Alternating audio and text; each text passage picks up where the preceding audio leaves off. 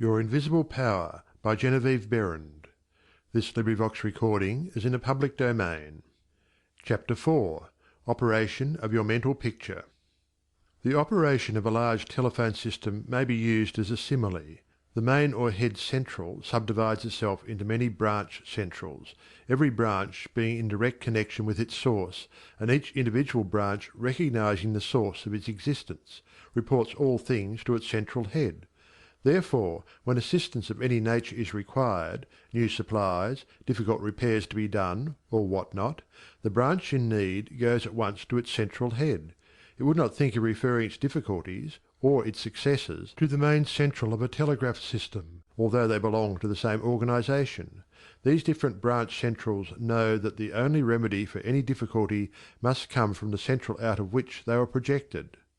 If we, as individual branches of the universal mind, would refer our difficulties in the same confident manner to the source from which we were projected, and use the remedies that it has provided, we would realize what Jesus meant when he said, "Ask, and ye shall receive." Our every requirement would be met. Surely the father must supply the child.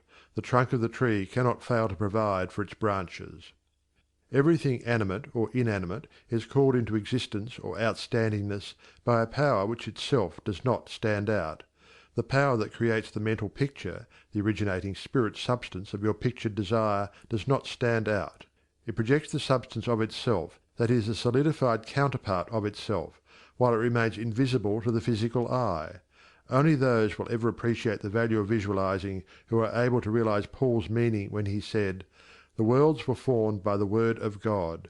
Things which are seen are not made of things which do appear."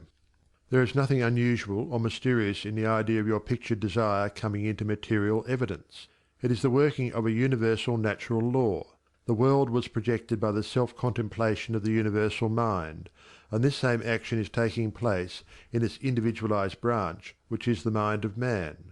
Everything in the whole world has its beginning in mind, and comes into existence in exactly the same manner from the hat on your head to the boots on your feet. All are projected thoughts, solidified. Your personal advance in evolution depends upon your right use of the power of visualizing, and your use of it depends on whether you recognize that you, yourself, are a particular center through and in which the originating spirit is finding ever new expression for potentialities already existing within itself. This is evolution, this continual unfolding of existing, though outwardly invisible things.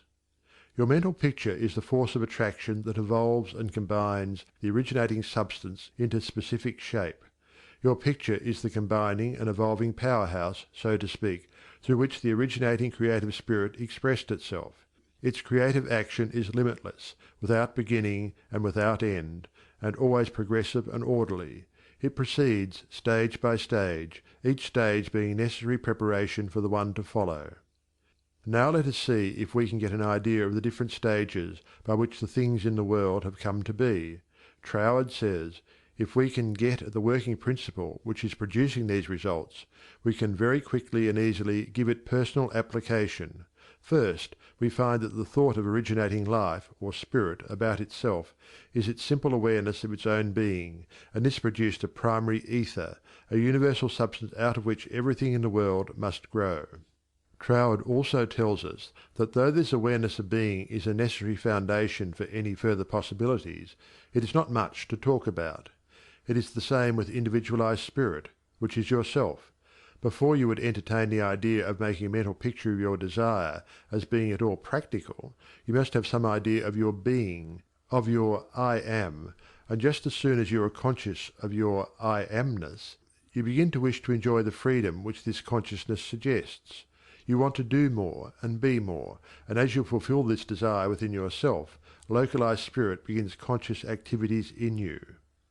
The thing you are most concerned with is the specific action of the creative spirit of life, universal mind specialized. The localized God germ in you is your personality, your individuality, and since the joy of absolute freedom is the inherent nature of this God germ, it is natural that it should endeavor to enjoy itself through its specific center. And as you grow in the comprehension that your being, your individuality, is God particularizing himself, you naturally develop divine tendencies. You want to enjoy life and liberty, you want freedom in your affairs as well as in your consciousness, and it is natural that you should. Always with this progressive wish there is a faint thought picture. As your wish and your recognition grow into an intense desire, this desire becomes a clear mental picture. For example, a young lady studying music wishes she had a piano in order to practice at home. She wants the piano so much that she can mentally see it in one of the rooms. She holds the picture of the piano and indulges in a mental reflection of the pleasure and advantage it will be to have the piano in the corner of the living room. One day she finds it there just as she had pictured it. As you grow in understanding as to who you are, where you came from, and what the purpose of your being is, how you are to fulfill the purpose for which you are intended, you will more and more afford a centre through which the creative spirit of life can enjoy itself. And you will realize that there can be but one creative process filling all space, which is the same in its potentiality whether universal or individual. Furthermore, all that there is, whether on the plane of the visible or invisible, had its origin in the localized action of thought or a mental picture, and this includes yourself, because you are universal spirit localized, and the same creative action is taking place through you. Now you are no doubt asking yourself why there is so much sickness and misery in the world. If the same power and intelligence which brought the world into existence is in operation in the mind of man, why does it not manifest itself as strength, joy, health, and plenty? If one can have one's desires fulfilled by simply making a mental picture of that desire, holding on to it with the will, and doing without anxiety on the outward plane whatever seems necessary to bring the desire into fulfilment, then there seems no reason for the existence of sickness and poverty. Surely no one desires either. The first reason is that few persons will take the trouble to inquire into the working principle of the laws of life. If they did, they would soon convince themselves that there is no necessity for the sickness and poverty that we see about us. They would realize that visualizing is a principle and not a fallacy. There are a few who have found it worthwhile to study this simple, though absolutely unfailing law that will deliver them from bondage. However, the race as a whole is not willing to give the time required for this study. It is either too simple or too difficult. They may make a picture of their desire, with some little understanding of visualizing, for a day or two, but more frequently it is for an hour or two. But if you will insist upon mentally seeing yourself surrounded by things and conditions as you wish them to be, you will understand that the creative energy sends its plastic substance in the direction indicated by the tendency of your thoughts. Herein lies the advantage of holding your thought in the form of a mental picture. The more enthusiasm and faith you are able to put into your picture, the more quickly it will come into visible form, and your enthusiasm is increased by keeping your desire secret. The moment you speak it to any living soul, that moment your power is weakened. Your power, your magnet of attraction is not so strong, and consequently cannot reach so far. The more perfectly a secret between your mind and outer self is guarded, the more vitality you give your power of attraction. One tells one's troubles to weaken them, to get them off one's mind, and when a thought is given out, its power is dissipated. Talk it over with yourself, and even write it down and at once destroy the paper. However, this does not mean that you should strenuously endeavour to compel the power to work out your picture on the special lines that you think it should.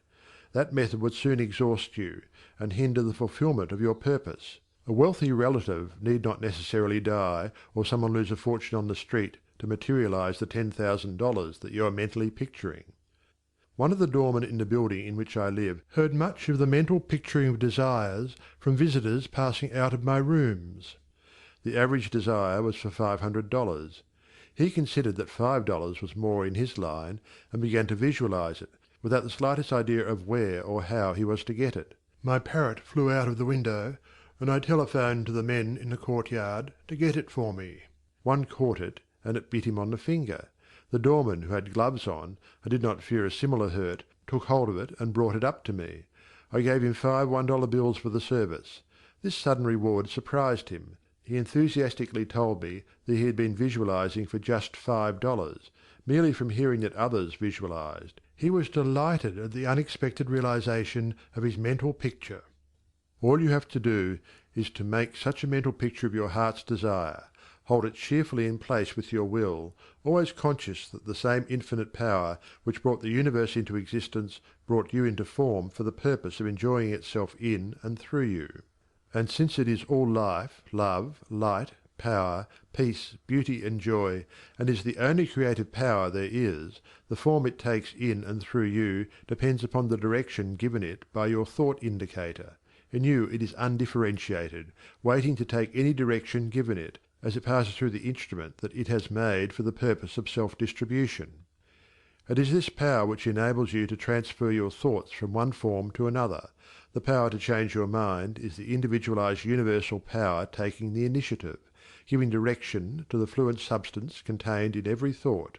It is the simplest thing in the world to give this highly sensitive plastic substance any form you will through visualizing.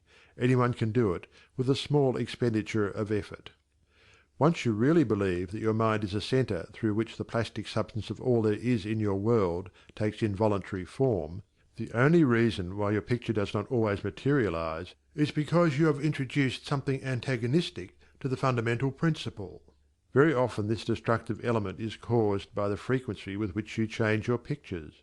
After many such changes you decide that your original desire is what you want after all. Upon this conclusion you begin to wonder why, being your first picture, it hasn't materialized. The plastic substance with which you are mentally dealing is more sensitive than the most sensitive photographer's film. If, in taking a picture, you suddenly remembered that you had already taken a picture on that same plate, you would not expect a perfect result of either picture.